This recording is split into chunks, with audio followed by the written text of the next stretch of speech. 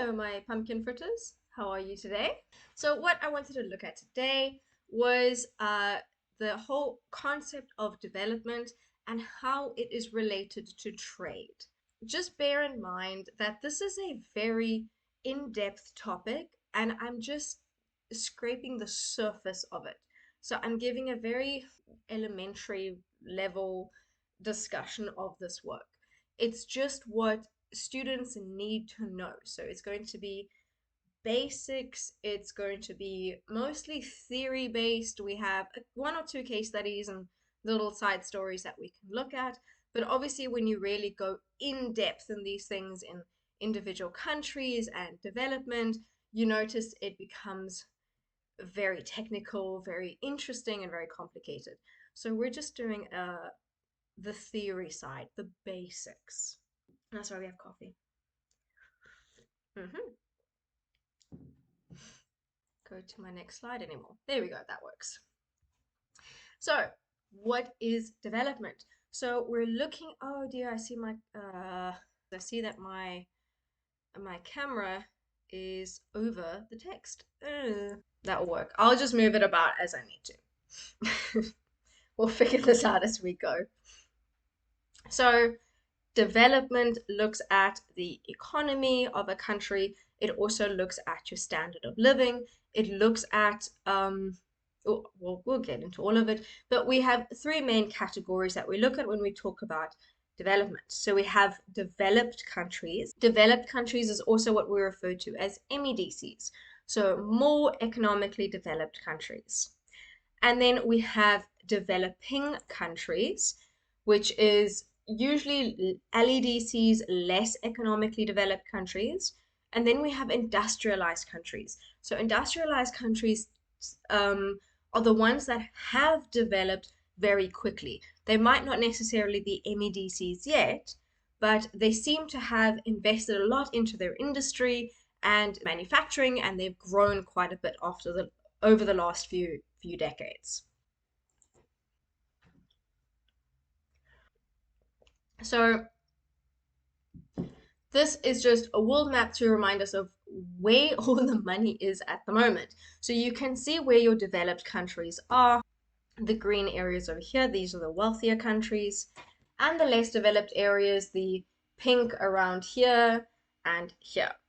So that's what we're referring to when we said developed versus developing, or MEDCs versus LEDCs. Let's just put that there for now, see if this works better. Okay, developed countries are developed economically, culturally, socially. Sorry, just give me a minute.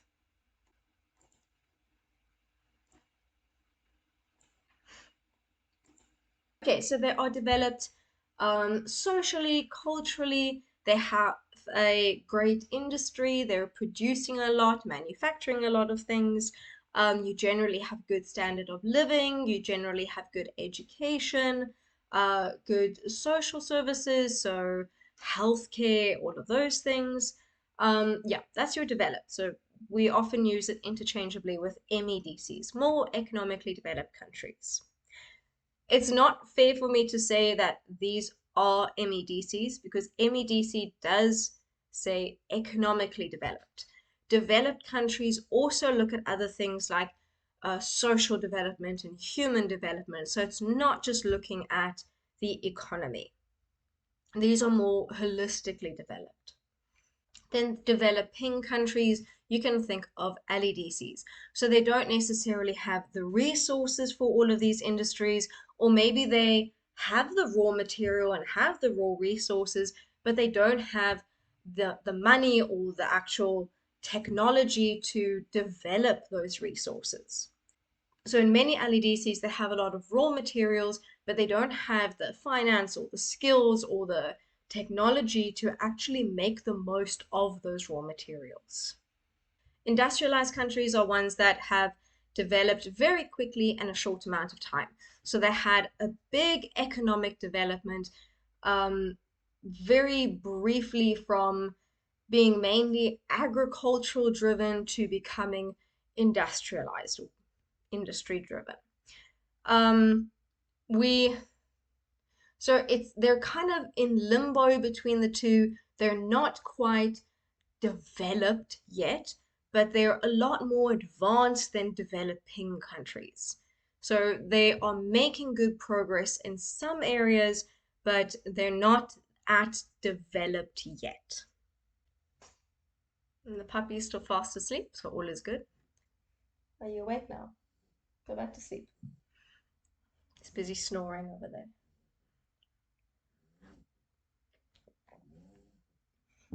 You're very loud. So that just brings me back to MEDCs and LEDCs, just to recap this again. So MEDCs, more economically developed countries. So there you can think of their resources, they use it very well. They're very industrialized, so they can use things to their full potential. Generally, you have good social development as well, human development. So people have good healthcare, they have good education, they public services are quite good, so like transport, and they tend to also have a stable government. Generally, if you have an unstable government, then you won't have the space for a developed and stable country. So you need good leadership for a country to develop to its full potential. Okay, LEDCs, less economically developed countries. So LEDCs, these are the ones that you think of as generally poor countries. They often have a lot of raw material and a lot of raw natural resources, but they don't necessarily have the industry or the money to actually use this to their full potential. They don't they don't have the finances to invest in their own industries. So they can't really produce things for themselves. They often need a lot of financial aid that can also limit their development in some ways, but that's for another day. And they get a lot of their money from exporting their raw materials. Okay, so that's starting to get us to the trade topic. Trade and development. So, trade is quite closely tied to economic development. We will look at all of that in a moment, but let's just first consider what trade means. Sorry, he's fallen out of his bed and now he's sleeping on the cold floor. You know, you do that. You do you. Okay, so let's look at what trade means. So, trade is an exchange of things. It's an exchange of goods or resources or money or knowledge. It's anything that two parties, or I suppose more in some cases, can benefit from. So, I like this picture because it's so random. You have a person trading a whisk for a goldfish. But I think that's a very fair trade. I think the average whisk is worth a goldfish. Yes. But this obviously happens globally as well. So you get trade between countries. You get trade within a country, of course, and you get it between countries. Because our resources and our finances, they're not distributed evenly. So where one country might have a lot of one resource, let's say gold, and another country has a lot of another resource, let's say coal, you maybe need to use that coal for mining the gold. Let's take that as an example. I don't really think it's a very good example, but let's just go with that. So maybe the first country needs the coal for the mining of its gold. And then in exchange, they buy the coal with the gold that they have mined. So there's your exchange, there's your trade. And then international trade, I suppose we have mentioned it as an exchange of goods, but it doesn't just have to be an exchange of goods. So things that are traded can be services, it can be skills, it can be information. So we can learn a lot from experts of other parts of the world. So there is a type of aid, I think it's technical aid. I'll need to check my textbook again. I think it's technical aid where people don't necessarily, they can't provide money or resources, but they can provide people with knowledge. So they can provide training or skills. That can be a form of trade.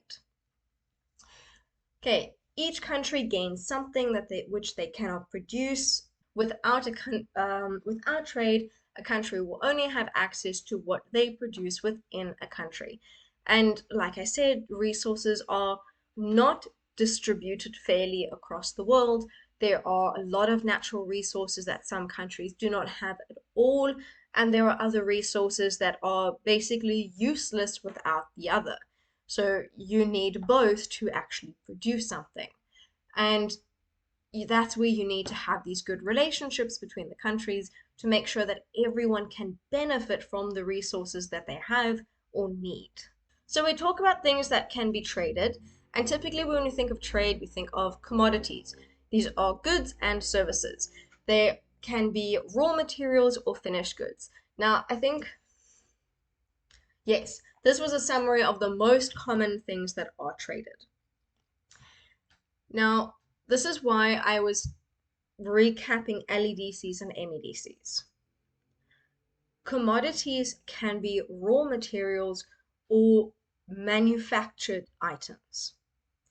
And these things are generally split by MEDCs and LEDCs. So LEDCs, let's just get this diagram up. I know it's not the clearest diagram, but it's a really good one. It explains what I want to cover. MEDCs tend to export things that are finished products. LEDCs tend to export raw materials. Let's say you have a country that is farming potatoes, and they can grow a lot of potatoes, but they don't necessarily have the factories to turn the potatoes into chips. So they'll rather sell it to another country, get money for their potatoes, and then that country will use them to make chips. Now, first country probably wants chips, so they'll buy them back again. Because potatoes are worth less than chips, the first country earns less money than the second because they are selling something that hasn't been manufactured yet.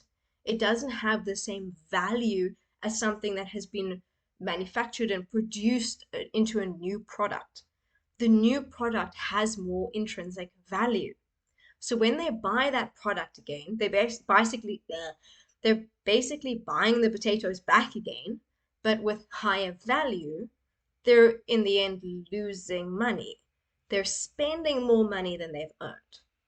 And that's what I want to point out with this graph, or this diagram.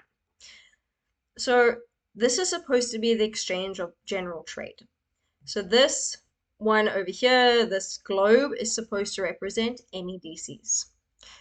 So MEDCs, trade between MEDCs, okay, bear in mind that this diagram is probably quite outdated. I'm more using it for the proportions and the actual values.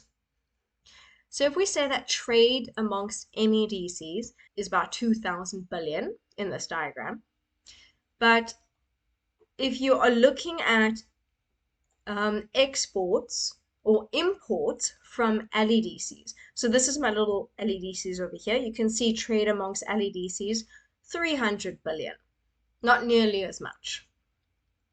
And if we look selling, so exporting from LEDC to MEDC, they're selling to 650 billion. But when you look the other way again, so from MEDC to LEDC, 700 billion. So just look at those two arrows for a moment.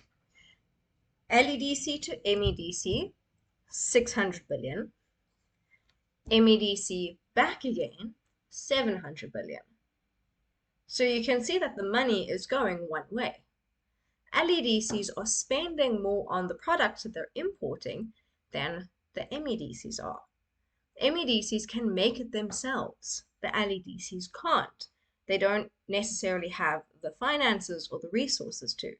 So instead, they spend more money buying the finished product.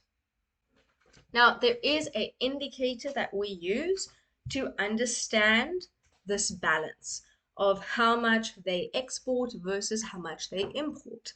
And this is terms of trade, TOT.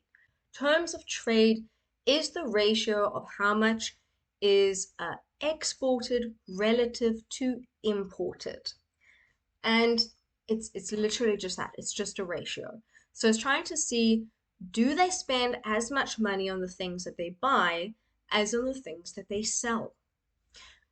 So if imports and exports are balanced, then TOT will be 100. So if they're spending as much as they are buying, selling, sorry, if they're buying as much as they are selling, if they're importing as much as they are exporting, then TOT will be 100. When a country is importing more than they are exporting, then the terms of trade will be below 100. So 100 is the happy middle ground. 100 is good, it's balanced. If it's less than 100, it means that they are importing more than they're exporting. So you can say that's kind of like running at a loss. If terms of trade is above 100, that means that they are exporting more than they are importing. So they are receiving more money than they are spending bringing the products in, bringing the goods in. Okay, so which is more favorable? It's technically then profitable. So 100 is balanced. Below 100, you're spending more than you're getting. Above 100, you're getting more than you're spending. Trade relationships. So in order to trade, you have certain relationships with different countries. But you'll notice that trade isn't always in the benefit or the interest of LEDCs. So let's go back to this one. You can see over here that it seems like LEDCs tend to lose. It makes sense if they're selling potatoes, if we go back to our original analogy. So if they're selling potatoes and they're buying chips, of course they won't be earning as much money as they're spending. But that does mean that it's not ideal for them to be importing a lot. They would want to be exporting more. And that's where these trade relationships comes in, and that's when it starts to influence development. So this is a barrier of trade. So we're first going to look at 3 different barriers of trade, and then we're going to look at one way that we can make trade more fair. Okay, so a tariff. A tariff is a tax that's put on something that is being imported. So I've put this chocolate in over here. So this is a chocolate that I saw a lot. So I went to go visit Germany a couple of years back, and I saw this chocolate advertised everywhere. And it seemed to be quite a common chocolate.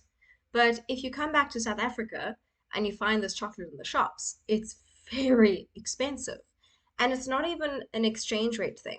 Because if you look at what these cost in Germany, like convert euros to rands, it's still a lot less than what we would spend on these chocolates in the shop in South Africa. And that is where the tariffs come in. Okay, not all of it is tariffs. A lot of it is actually the cost of bringing it into the country. But a lot of that is tariffs. So there is a tax that is placed on these imported products. And that is there to basically discourage people from buying these, rather buy what is locally produced. And that is something that we encourage a lot in South Africa. So we try to support our local industries. We know it's good for our industry, it's good for our economy. Then we get to quotas. A quota is a limit. It's a limit to how much can be imported for a certain period of time. You would limit this to try and encourage people to buy locally. But in certain instances, these quotas can be changed. So I know in 2010, when South Africa was hosting the Soccer World Cup, there was actually a big demand for soccer balls. And the local industry couldn't keep up with that. They couldn't manufacture them as fast as they were being demanded. So what they decided to do, they didn't want them to start smuggling them in illegally. They basically lifted the quota. So they lifted the quota, or they increased the quota to try and match the demand on that product. So it was a temporary change just to meet the market of that time. And I did find another case study on this. So I wanted to go take a look. I pretty much just read the heading and I thought we could go check that out. Okay, so this was an article from 2012. It's US raises India's sugar import quota. So, what I was understanding from the context is that there was a shortage of sugar. Wait, can you guys see that properly? Sorry about the ads on the side. So, there was a shortage on that sugar. And to try and sustain the demand for it, or to meet the demand, they had to increase their quota. The US has boosted its import quota for raw sugar by 120,000 tons, including 1,421 tons from India.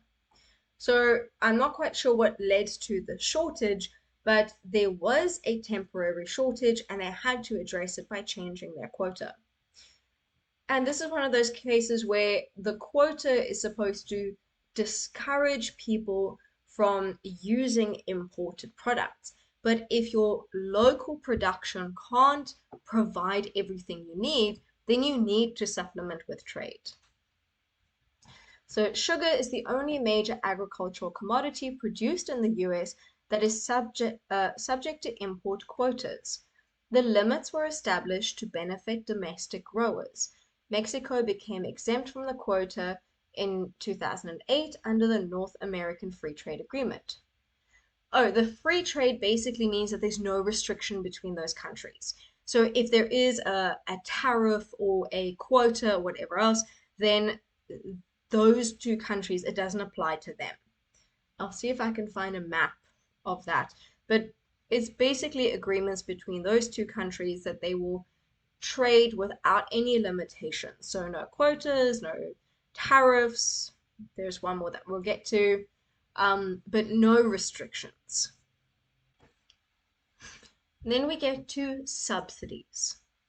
So subsidies is a support payment. So a subsidy is what the government will try to provide to industries within the country to keep that industry going.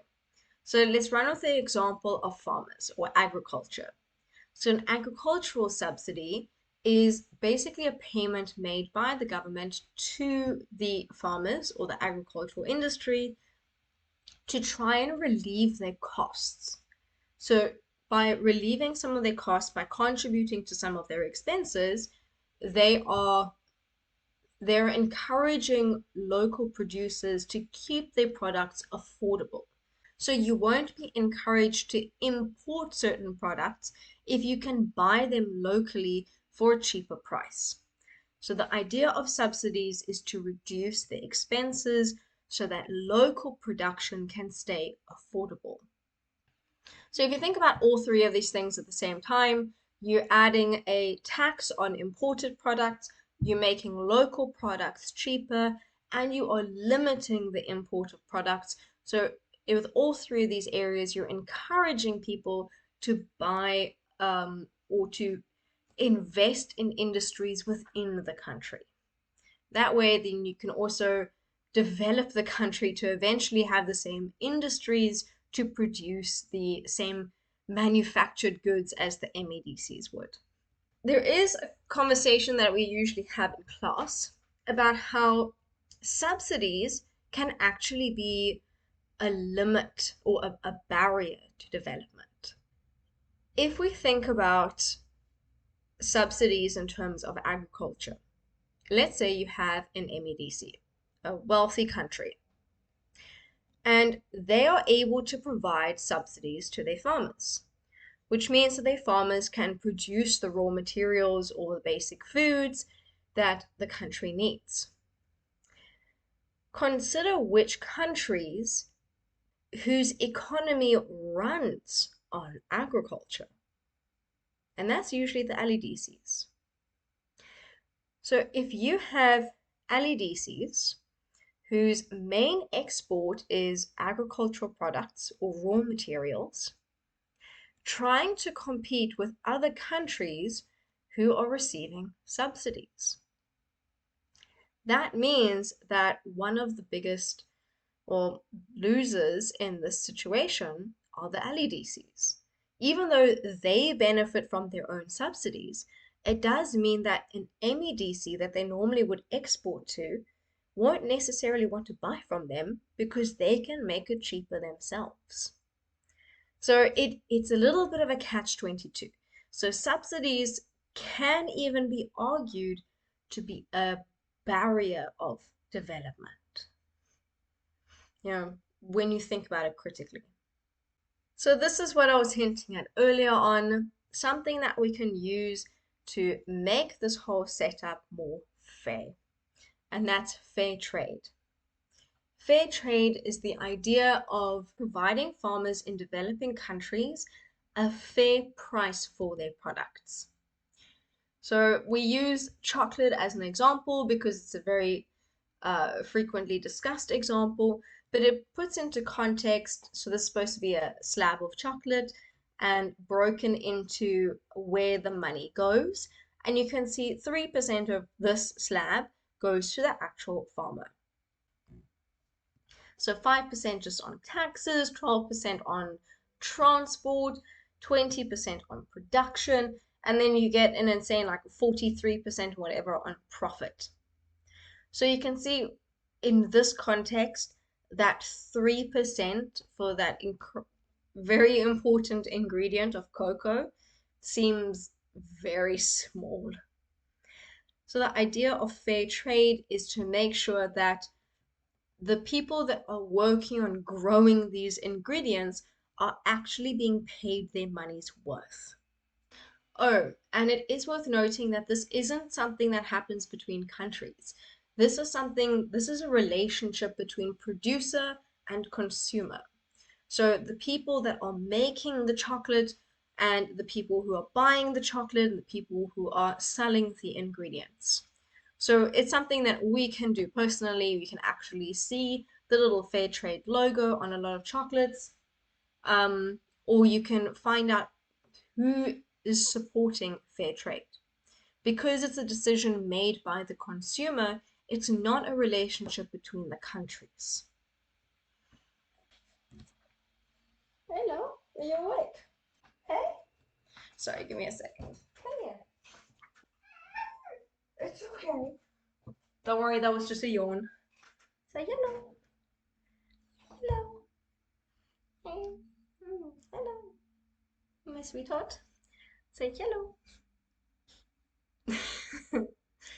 Okay, this is Puppy. He's finally rested from his nap, and I think he needs to go out to play.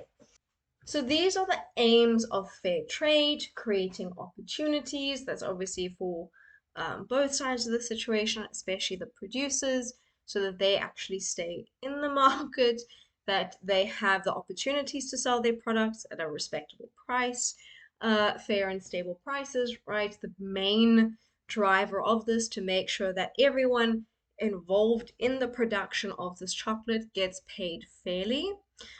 Social development, so there are a lot of long-term partnerships, a lot of ways that they try to invest back in the community. So sometimes it's projects involved in, let's say, training or skills development. There's also a lot of focus in gender equality. So not all countries, especially in LEDCs, do they have fair access or equal, I should say, equal access to education and development. So providing some type of opportunity for women, be it skills development, be it work-wise, just to help balance the scales a bit. And then, of course, sustainability, very important. As we develop more in different industries, we have to make sure that we can continue developing. So not just that they're pouring time and money into the industry, but that they're actually putting the same time and money into making sure that they can continue to grow the industry, that the environment is still suitable for farming cocoa in 100 years' time. And then the last topic that I wanted to look at is export-led development. The idea of export-led development is that there is a lot of money to be made in exporting a product. So let's go back to the example of the potato chips. So we have country one that is farming and selling potatoes. They make some money from it, but not a lot because it's a raw material. And then they purchase the finished potato chips. So they buy the chips. The idea of export-led development is that they invest more in what they're selling than what they're buying. So they rather focus on selling a lot of potatoes and then not really buying back the chips.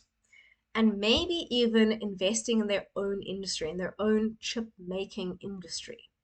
So recognizing that they have the raw materials and they could have the industry, investing in that industry and producing those chips themselves, not buying them back in, but then eventually selling them and getting that profit from having a finished product, a manufactured product that is worth more. So that's the idea of export-led development. That's exporting products and then using that money to reinvest back in the trade industry. So maybe let's go with the chip example. So selling the potatoes and taking that money to maybe buy or maybe train people in growing more potatoes. Or maybe they use that money to start processing the potatoes, start, chopping the chips or whatever else.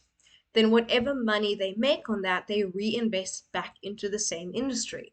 So they find a way to maybe up their chip production or to reduce the cost of the chip production. So any profit that they make comes back into the same industry, making that industry more efficient and more profitable. Newly industrialized countries are developing nations that have experienced rapid economic growth since 2000. And the example that we like to use in the textbook, I think it's the next point, yes, is the Asian tigers. So the idea, this is the group that they refer to as the Asian tigers, and they got into the industry at the right time. So they invested in their own industry, in their own manufacturing, and they drove an export-led development, which triggered a massive economic growth for them. So these four countries, sorry, I did find the summary version of it here, started to invest in the production of what they were already producing. Oh, wait, you guys can see that. So they started to reinvest back in their industry. And with that, they could expand a little bit.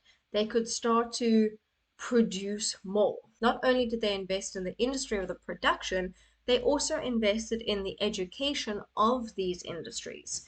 So I don't know if this article mentions it, through investments in the same categories, education and infrastructure. So let's say you have, let's go with potatoes. Maybe you want to make a whole industry of the potatoes, and maybe it's not just chips. Maybe you want to use them for more. Maybe you want to start selling mash. I don't know. So it could be a good idea to invest in education on what can be done with potatoes.